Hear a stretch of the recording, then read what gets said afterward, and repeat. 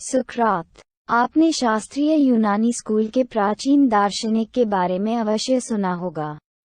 या हो सकता है, जो मैं नहीं जानता, मुझे नहीं लगता कि मैं जानता हूँ, या मैं जानता हूँ कि मैं कुछ नहीं जानता।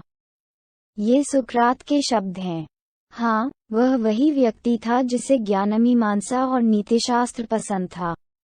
उनका जन्म लगभग 470 से 469 बीसी, एथेंस, ग्रीस में हुआ था। उनका मानना था कि मन शारीरिक सुंदरता से अधिक महत्वपूर्ण है। उनके छात्र प्लेटो के अनुसार, सुकरात ज्ञान से यूनानी देवता थे, लेकिन अपने स्वरूप के कारण वे एथेनियन यूनानी देवता के रूप में योग्य नहीं थे। उनके बारे में कहा जाता था कि वह बेहद बदसूरत थे। सुकरात उभरी हुई आंखों और झुकी हुई नाक वाला एक छोटे कद का व्यक्ति था। उनके छात्रों में अरस्तु, प्लेटो, ज़ेनोफोन और अरिस्टोफेंस शामिल थे, जो इतिहास के सबसे प्रतिभाशाली दिमागों में से कुछ थे। इससे आपको पता चल जाएगा कि वह एक महान व्यक्ति थे।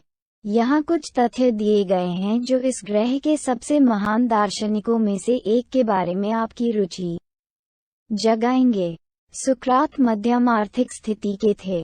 उनका जन्म कुलीन वर्ग में नहीं हुआ था। उनके पिता सोफ्रोनिकस एक मूर्तिकार और राजमिस्त्री थे और उनकी मां फेनेरेटे एक दाई थी। उन्होंने बहुत कम ग्रीक शिक्षा प्राप्त की थी और छोटी उम्र में ही अपने पिता से मूर्तिकला और चिनाई का काम सीख लिया था। उनके लिए दार्शनिक बनना कठिन था क्योंकि उनके पास पैसे नहीं थे। उन्होंने शिक्षण से पैसा कमाया। कई लोग मानते हैं कि सुकरात ने शिक्षण से पैसा नहीं कमाया, हालांकि कुछ लोग कहते हैं कि उनके पैसे का मुख्य स्रोत, विशेषकर शुरुआती दिनों में, शिक्षण था। उन्होंने अपने पिता के मूर्तिकला और चिनाई के व्यापार में भी कई वर्षों तक अभ्यास किया। एथेनियन बहुदेववादी थे, लेकिन सुकरात का धर्म में कोई विश्वास नहीं था। वास्तव में सुकरात धर्म के प्रशंसक नहीं थे। उन्होंने कई शत्रुओं को आकर्षित किया क्योंकि उन्होंने युवाओं को धर्म से परिवर्तित करने का प्रयास किया। वह धार्मिक विश्वास में विश्वास नहीं करते थे, बल्कि मित्रता जैसी नैतिकता को चुनते थे और उन्हें धर्म से अधिक महत्वपूर्ण मानते थे। उनके आरोपों में उन देवताओं को न पहचानना शामिल था जिनकी शहर में पूजा की जाती थी और युवाओं को भ्रष्ट करके नई दिव्यताओं को पेश करना था। सुकरात अंतरात्मा नामक दिव्यता में विश्वास करते थे, जो एथेंस में अपरिचित थी। इसी कारण उन पर अपवित्रता का आरोप लगने के बाद उन्हें जहर दे दिया गया। सुकरात की अवधारणा थी कि देवताओं का निर्माण मनुष्य द्वारा किया गया था और देवताओं ने दुनिया का निर्माण नहीं किया। इसलिए सत्ता के भूखे राजनेता सुकरात से डरते थे, क्योंकि वे सामाजिक मामलों में हस्तक्षेप करते थे। इसलिए उन्होंने एथेनियाई लोगों को खुश करने के लिए सुकरात को समारोहों के माध्यम से बलिदान और अनुष्ठान की पेशकश की। लेकिन सुकरात ने इस प्रस्ताव को स्वीकार नहीं किया क्योंकि वह बलिदानों और अनुष्ठानों में विश्वास नहीं करते थे, जिससे उन्हें परेशानी हुई। उनका मानना था कि परमात्मा परोपकारी, आधिकारिक, तर्कसंगत और बुद्धिमान है। इसीलिए उसे हेमलॉक जहर देने की सजा सुनाई गई। उसके दोस्त पहरेदार को रिश्वत देना चाहते थे ताकि सुकरात अपनी मौत से बच सकें। लेकिन सुकरात ने कहा कि जेल से भागने से ऐसा लगेगा कि वह मौत से डरता है, लेकिन ऐसा नहीं है। और यदि वह भाग गया तो वह वास्तविक दार्शनिक नहीं होगा। उन्होंने कहा कि अगर वह जेल से भाग गए तो उनका शरीर जीवित रहेगा, लेकिन उनकी आत्मा उनके शरीर को छोड़ देगी। इसलिए उन्होंने अपनी मृत्यु को नजरअंदाज करने और अपनी आत्मा को जीवित रखने का फैसला किया। ज्ञानमीमांसा पर उनकी खोजों और शिक्षाओं को उनके छात्रों ज़ेनोफोन और प्लेटो द्वारा रिकॉर्ड किया गया और पढ़ाया गया। उन्होंने अपने पीछे कोई लिखित रिकॉर्ड नहीं छोड़ा। वह प्रतिदिन केवल विचारों पर विचार करता था। उनका काम इतना महान था कि सुकरात को 356 से 323 बीसी के बीच सिकंदर महान, प्लेटो, अरस्तु और कई अन्य को शिक्षा देने के लिए जाना जाता है। उन्होंने एथेंस को चलाने वाले लोकतंत्र पर खुलेआम आपत्ति जताई।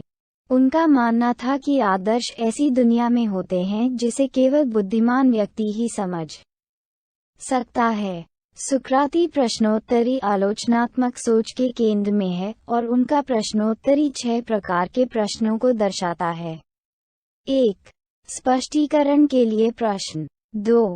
प्रश्न जो धारणाओं की जांच करते हैं। 3. प्रश्न जो कारणों और सबूतों की जांच करते हैं। 4. दृष्टिकोण और परिप्रेक्ष्य के बारे में प्रश्न। 5. प्रश्न जो निहितार्थ और परिणामों की जांच करते हैं। 6.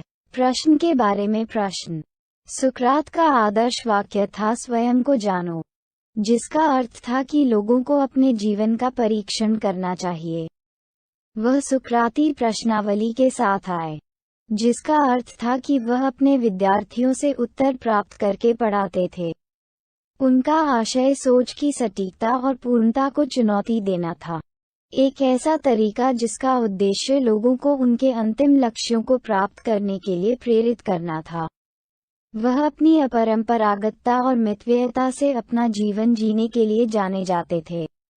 युद्ध कुछ ऐसा था जो सुकरात की शिक्षाओं के अनुसार उनके दर्शन के विरुद्ध था, लेकिन उन्होंने अनिवार्य सैन्य सेवा प्रशिक्षण लिया और पेलोपोनेसियन युद्ध, एम्फिपोलिस की लड़ाई और पोटिडिया की लड़ाई के दौरान सेना में सेवा की। उन्होंने एथेनियन जनरल अल्सीबिएड्स की जान बचाई थी। कई बातें इंगित करती हैं कि सुकरात एक डेमोक्रेट थे। उदाहरण के लिए, उन्होंने सेना में सेवा की लेकिन लोकतांत्रिक जनरल लियोन की खोज में सहायता करने से इनकार कर दिया, जिसे फांसी दी जानी थी, और उनके शिष्यों के रूप में बहुत से लोग डेमोक्रेट थे। यहाँ तक कि उन्होंने 70 साल की उम्र में फांसी से बचने से भी यह कहते हुए इनकार कर दिया कि वह लोकतंत्र के कानूनों के अनुरूप रहते हैं। उनकी मृत्यु की अधिक संभावना उनके धर्म विरोधी पाठों के कारण थी, जो युवाओं को धर्म से विमुख करने के लिए थे। सुकरात ने उबाऊ दार्शनिक ग्रंथ लिखने या विद्यार्थियों को जानने की प्रकृति पर व्याख्यान देने की तुलना में कठिन मुद्दों की खोज के लिए कहीं अधिक दिलचस्प तरीके का समर्थन किया। एथेंस के भीड़ भरे आउटडोर बाजार अगोरा में वह पूरे दिन घूमता रहता था और राहगीरों से बातचीत करता था, चाहे वे युवा हों, बुजुर्ग हों, पुरुष हों, महिला हों, राजनेता हों या वेश्याएं। कोई भी सुकरात की विनोदी पूछताछ से सुरक्षित नहीं था। युवा एथेनियाई लोगों की भीड़ सुकरात को देखने के लिए आती थी, जो अपने पीड़ितों को अपने दिमाग में बिठाने के लिए अपनी कटु बुद्धि और अटल तर्क का इस्तेमाल करते थे। पीड़ित को यथासंभव घृणित और दम्भी होना चाहिए। सुकराती शेकडाउन के कुछ पीड़ित नाराज होकर चले गए, जबकि अन्य में परिवर्तन आ गया था। एक युवा कवि ने बाजार में सुकरात का तमाशा देखकर घर जाकर अपने सभी नाटकों और कविताओं में आग लगा दी। वह युवा बड़ा होकर प्रसिद्ध दार्शनिक प्लेटो बना। हालांकि सुकरात तर्क और कारण के प्रबल समर्थक थे, उन्होंने अलौकिकता को पूरी तरह से अस्वीकार नहीं किया। एक कारण ये है कि सुकरात ने सोचा कि उन्हें अपोलो के दैवज्ञ द्वारा डेल्फी में सभी एथेनियाई लोगों की आत्माओं की रक्षा के लिए भेजा गया था, जिससे अगोरा में उनकी जुझारू बहसें उनके दिव्य मिशन का हिस्सा बन गईं। हाल ही में विद्वानों का मानना था कि सुकरात सिजोफ्रेनिक हो सकते हैं, क्योंकि सुकरात कभी कभी किसी विशिष्ट विषय में अत्यधिक व्यस्त होने के बाद अपने ही विचारों में खो जाते थे। तथ्य ये है कि सुकरात की आंतरिक आवाज ने उन्हें एथेंस में मुकदमे में भाग लेने के खिलाफ चेतावनी नहीं दी थी, चाहे वह किसी अलौकिक शक्ति के कारण हो या नहीं। ऐसा करने के लिए उनके द्वारा दिए गए औचित्य में से एक है, वह समझ गया था कि परिणाम, अच्छा या बुरा, अंततः उसके हितों की पूर्ति करेगा। लगभग 50 वर्ष की उम्र में उन्होंने उच्च वर्ग की एक महिला ज़ेनथिप्पे से शादी की और उनके 3 बेटे पैदा हुए। ज़ेनोफन सहित उस समय के लेखकों ने कहा कि ये लड़के बेहद उबाऊ थे और अपने पिता की तरह बिल्कुल भी नहीं थे। जब तक डेल्फी में ओरेकल द्वारा उन्हें सूचित नहीं किया गया कि वह सबसे बुद्धिमान व्यक्ति थे, तब तक सुकरात एक बहुत ही विशिष्ट जीवन जी रहे थे। जब उन्होंने दैवज्ञ के दावे का खंडन किया तो उन्होंने एक ऐसे रास्ते पर चलना शुरू किया जिससे उन्हें एक दार्शनिक और पश्चिमी दर्शन के जनक के रूप में मान्यता मिली। किंवदंती के अनुसार प्रसिद्ध एथेनियन राजनेता एरिस्टाइड्स का पुत्र लिसिमेचस, सुकरात के पिता, राजमिस्त्री सोफ्रोनिकस के करीबी दोस्त थे। फिर भी एथेनियाई लोगों ने उसकी तार्किक प्रतिष्ठा के कारण 480 बीसी में उसे निर्वासित कर दिया, जिससे उसे एरिस्टाइड्स द जस्ट उपनाम मिला।